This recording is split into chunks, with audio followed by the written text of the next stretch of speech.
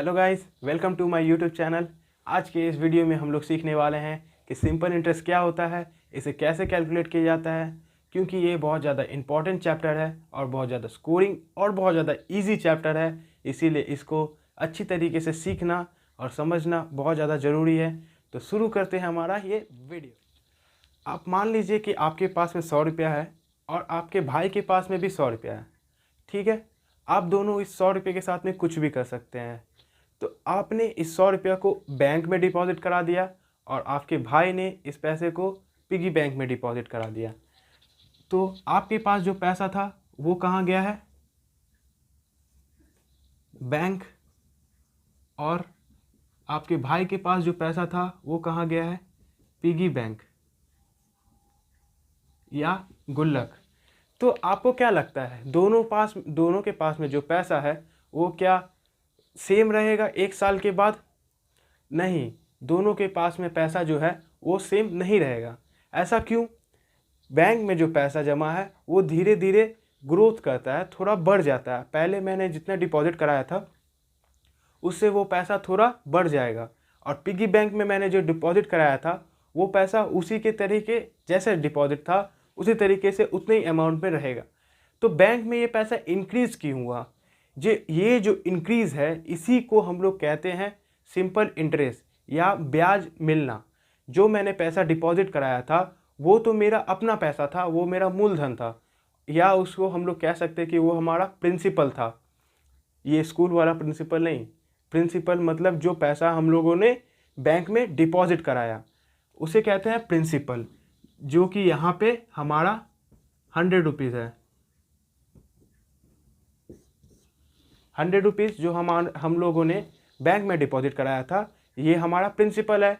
और ये बढ़ करके मान लीजिए कि अब ये बैंक में से आने के बाद 1 ईयर के बाद ये बढ़ करके 110 रुपीज़ हो गया है। तो इसमें इंक्रीज़ कितने रुपये का हुआ है? इंक्रीज़ हुआ है 10 रुपीज़ का। और ये जो 10 रुपीज़ का इंक्रीज़ हुआ है इसी को हम लोग कहते हैं सिंपल इंटरेस्ट। यही कहलाता है सिंपल इंटरेस्ट या ब्याज। तो सिंपल इंटरेस्ट क्या होता है?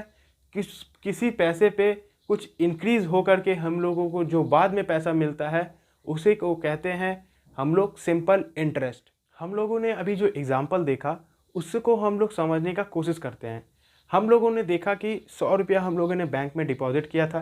तो जो पैसा हम लोगों ने बैंक में डिपॉजिट किया था उसे हम लोग कहते हैं प्रिंसिपल, और जो हमारे पास उस पैसे में इंक्रीज़ होकर के कुछ अमाउंट मिला है उसको कहते हैं हम लोग अमाउंट। और जो इंक्रीज़ हुआ है पैसे में 100 रुपीज़ में जो 10 रुपीज़ इंक्रीज़ हुआ है उसे हम लोग कहते हैं इंटरेस्ट, या हिंदी में हम लोग कह सकते हैं प्रिंसिपल को हम लोग कहते हैं जो हम लोगों ने पैसा डिपॉजिट कराया था वो हमारा कहलाता है मूलधन, और जो हमारे पास इंटरेस्ट मिला है सरल ब्याज उसे हम लोग कहते हैं अमाउंट को हम लोग कहते हैं मिश्र धन। ये तीनों बहुत ज़्यादा इंपॉर्टेंट है, इसी पे हमारा सिंपल इंटरेस्ट का पूरा बेस टिका हुआ है। इसको आप समझ गए तो आप समझ लीजिए सिंपल इंटरेस्ट आपको पूरा तरीके से आ गया है। सिंपल इंटरेस्ट को समझने के लिए और दो चीज़ की ज़रूरत है, और वो है, एक है टाइम और दूसरा है रेट। टाइम तो आप लोग जानते ही होंगे कि टाइम क्या होता है। 1 ईयर, 2 ईयर, 3 ईयर, 5 ईयर, इस ड्यूरेशन को हम लोग कहते हैं टाइम। जिस टाइम के लिए मनी कहीं पे डिपॉजिट रहता है वहाँ पे डिपॉजिट रहने पीरियड को हम लोग कहते हैं टाइम। जैसे कि हमारा 100 रुपीज़ जो है, मान लीजिए कि वो बैंक में 1 साल के लिए डिपॉजिट है, तो टाइम पीरियड क्या हो जाएगा? टाइम हो जाएगा 1 ईयर। और दूसरा जो तरीका था, दूसरा जो बात था वो था रेट। रेट क्या होता है? दर। मतलब कि वो पैसा 1 साल में कितना बढ़ेगा, 10% बढ़ रहा है, 25% बढ़ रहा है, 30% बढ़ रहा है, इसी को हम लोग कहते हैं दर या रेट। रेट,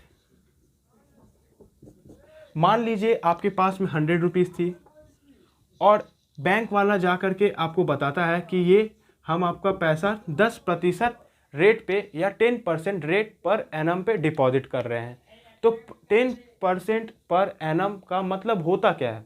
इसका मतलब ये होता है कि आपका जो पैसा है वो जितना आपने डिपॉजिट कराया है उसका 1/10 भाग यानी कि 10% आपको 1 साल के बाद इंक्रीज़ होकर के मिलेगा।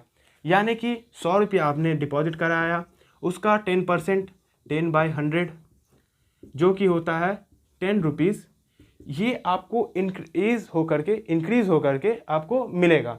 यानी कि ये जो 10 रुपीज़ है ये आपका हो जाता है इंटरेस्ट।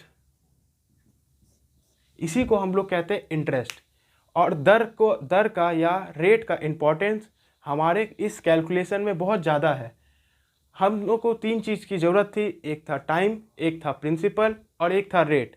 तो यहाँ तक अगर आप समझ चुके हैं तो आप इस वीडियो को समझ चुके हैं और सारे लेक्चर को समझ चुके हैं। बस आपको एक सिंपल सा फॉर्मूला का दरकार है जिससे आप सिंपल इंटरेस्ट को बहुत ही आसानी तरीके से कैलकुलेट कर सकते हैं। ये है हमारा सिंपल इंटरेस्ट का फॉर्मूला जिसके ऊपर ये पूरा चैप्टर बेस्ड है। ये हमारे लिए एक ब्रह्मास्त्र है जिसके बिना इस चैप्टर के कोई भी सम को सॉल्व करना इम्पॉसिबल है।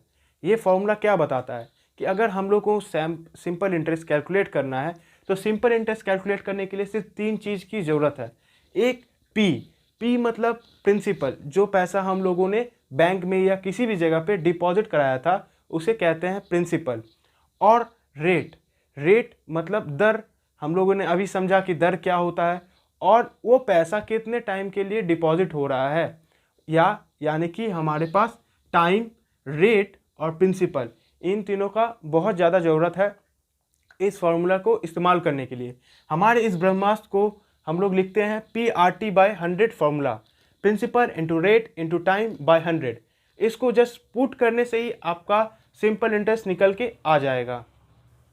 मुझे लगता है मेरी बताई हुई सारी बातें आपको अच्छी तरीके से समझ आ चुकी होगी और सिंपल इंटरेस्ट आपके लिए अब बच्चों का खेल हो चुका होगा। अगर आपको मेरी बताई हुई सारी बातें समझ आ चुकी है तो ब्रह्मास्त्र का इस्तेमाल करते हुए इस सवाल का कमेंट में आंसर ज़रूर मेंशन करें। हमारी ये वीडियो अगर आपको बहुत अच्छी पसंद आती है तो लाइक करना ना भूलें, हमारे इस चैनल को सब्सक्राइब कर लें। Thank you. I will meet you in the next video.